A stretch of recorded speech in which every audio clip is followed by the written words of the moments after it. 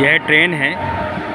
ये ट्रेन का जो लाल रंग का आगे का हिस्सा है इसको इंजन कहते हैं। इलेक्ट्रिक इंजन है।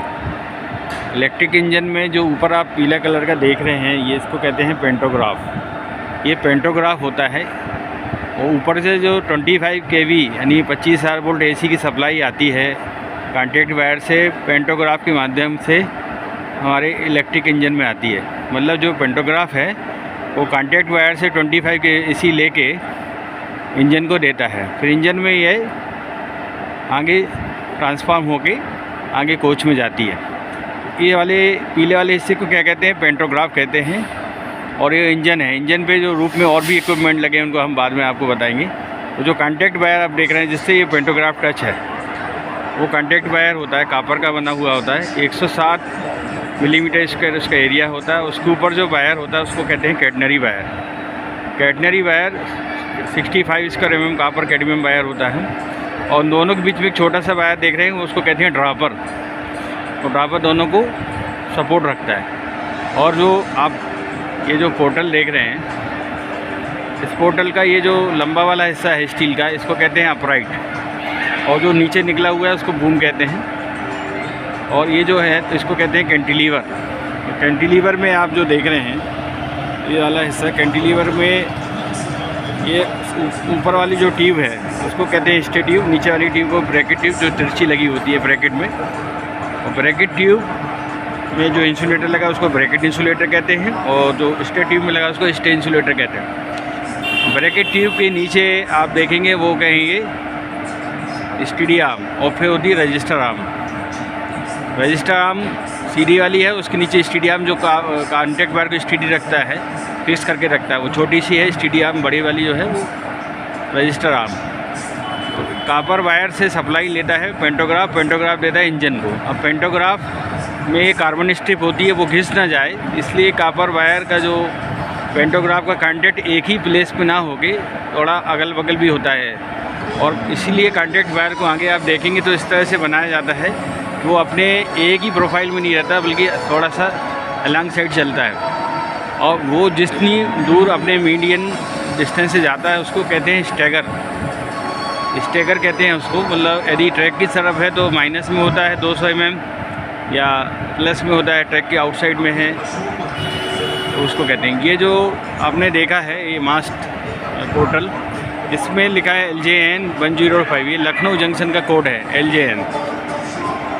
और ये जो सिग्मा आप देख रहे हैं सिग्मा का मतलब है कि स्टाफ सिग्नल जो है वो पास में है, ये सिग्नलिंग के लिए है। और ये आप देख रहे हैं काउंटर वेट। ये काउंटर वेट जो होता है ये कॉपर वायर में जो पुली सिस्टम है कॉन्टैक्ट वायर का ये पुली सिस्टम है कि यदि कॉपर वायर में कॉन्टैक्ट वायर में कभी झोल आ जाए गर्मी के कारण, टेम्परेचर के कारण, तो वो गर्मी में कोई भी धातु है जो पिघलती है और उसका झोल आ जाता है उसको सैग कहते हैं इंजीनियरिंग में। तो ये 3 पुली सिस्टम होता है, इसको ATD कहते हैं। तो ATD में क्या होता है कि 1000 kgf का फोर्स रहता है कॉपर वायर में, 1000 kgf का कॉन्टैक्ट वायर में। और दोनों मिला के 2000 kgf फोर्स हो जाता है कॉपर वायर और कैटनरी वायर का। तो ये कॉपर वायर और कैटनरी वायर का जो फोर्स है 2000 kgf ये पुली के माध्यम से हम लोग काउंटर वेट से काउंटर करते हैं। मतलब कि उस झोल को जो सैग आ रहा है उसको रोकने के लिए काउंटर वेट लटकाया जाता है। तो चूँकि पुली का मैकेनिकल एडवांटेज 3 होता है, 3 होता है, इसलिए इसको 2000 से 3 में डिवाइड करेंगे तो 667 लगभग 665 kgf होता है। तो आप देख रहे हैं 665 कैसे निकालते हैं। ये काउंटर वेट के ज़रिए निकलता है। इसकी हर एक डिस्क का एक वज़न होता है और उसके हिसाब से इसको बैलेंस करके जैसे कि कॉपर ये 3 पुली सिस्टम है। इसको ऑटोमेटिक टेंशनिंग डिवाइस कहते हैं। इसको क्या कहते हैं? Automatic tensioning device. और ये एक टेंशन लेंथ जो लगभग 1.6 मिलीमीटर के बाद फिर कॉपर वायर को कॉन्टैक्ट वायर को दूसरे वायर से रिप्लेस किया जाता है। और ये आप जो देख रहे हैं ये ड्रॉपर कहलाता है। ऊपर वाला कैटनरी वायर, नीचे वाला कॉपर वायर, इसको कहते हैं ड्रॉपर। इसके बाद आप इसमें आएंगे तो यह कहलाएगा जंपर। दोनों वायर के आपस में कंटिन्यूटी के लिए होता है। आपको पता होगा कि ऊपर वाले वायर में भी करंट होता है कैटनरी वायर और नीचे वाले में भी कॉपर करंट होता है। और कॉपर का बना होता है। इस कॉपर की जो करंट डेंसिटी होती है 4 एम्पियर पर mm स्क्वायर होती है। तो यदि 107 का वायर है, तो आप समझ सकते हो उसमें 4 गुना मतलब 428 एम्पियर करंट जाएगा। तो इसलिए जो अभी नई ट्रेन आई है, नई 25 का सिस्टम, उसमें 150 स्क्वायर mm किया गया है, जिससे कि 600 एम्पियर करंट का और ज़्यादा से ज़्यादा ट्रेन हाई स्पीड पे चल सकती है। इस तरह से आपने देखा है कि जो ट्रेन का सिस्टम है, इसको ये है अपना पोर्टल और मास्ट, इस पर लिखा हुआ है इम्प्लांटेशन। देखिए लिखा हुआ है इम्प्लांटेशन, ये टेलीफोन का खंबा है और इसके नीचे लिखा है इम्प्लांटेशन। टेलीफोन का ये एरो बना के बताया गया है कि टेलीफोन किस तरफ है। यदि कोई इमरजेंसी आती है तो हम टेलीफोन का स्टाफ या लोको पायलट या गार्ड या कोई भी रेलवे स्टाफ इसका यूज़ करके अपनी जानकारी स्टेशन मास्टर को या संबंधित डिपार्टमेंट को दे सकता है। तो इम्प्लांटेशन है 2.95 मीटर में होता है। इसका मतलब है कि रेल लेवल से जो ट्रैक है, ये ट्रैक है, इसकी मिडिल पॉइंट की दूरी है, बीच की दूरी को इम्प्लांटेशन कहते हैं। इसमें एक और पॉइंट लिखा रहता है इस रेल RL 15 सेंटीमीटर, मतलब रेल लेवल जो है वो उसको दिखा रहा है उस लाइन को। उस रेल लेवल से ट्रैक तक के बीच की दूरी को नापते हैं, उसको कहते हैं इम्प्लांटेशन।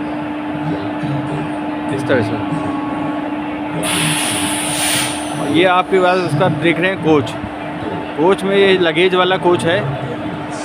इसको दिव्यांगजन का कोच है, ये विकलांगों के लिए बनाया गया है। तो विकलांगों के लिए जो कोच होता है, अब ये कोच में हमेशा 6 नंबर होते हैं। ये NC लिखा है, NC का मतलब नॉर्थ सेंट्रल रेलवे, उत्तर मध्य रेलवे। ये लगेज वाला कोच है। इसके साथ साथ इसको दिव्यांगजन मतलब विकलांग व्यक्ति भी बैठ सकते हैं, पर्सन्स विथ डिसेबिलिटीज़। अब ये जो नंबर आप देख रहे हैं कोच का, 6 डिजिट में होता है। पहले जो अंक 2 होते हैं, पहले 2 डिजिट, फर्स्ट 2 डिजिट होते हैं, वो ईयर को शो करते हैं कि ये किस ईयर में बना हुआ है। जैसे कि यह कोच आप देख सकते हैं 2005 में बना हुआ है। और 4 नंबर जो है वो अगला 3rd डिजिट जो है जोन को शो करता है। जैसे कि NC का जोन कोड 4 है। और 858 ये आखिरी के 3 अंक ये शो करते हैं। यदि 800 से ऊपर है तो वह लगेज कोच या डिपार्टमेंटल कोच होता है। यदि यह 100 नंबर तक होता, 858 की जगह 158 होता, तो ये AC कोच होता। यदि ये 258 होता, ये फिर नॉन AC कोच होता। तो पहले जो 200 अंक होते हैं वो AC कोच के लिए होते हैं, फिर 400 वाले नॉन AC कोच के लिए होते हैं। इस तरह से इनको और भी आगे डिवाइड किया जाता है। तो ये इस तरह से आपने कोच देखा है। तो आगे जनरल कोच है, डे 1 है, डे कोच है।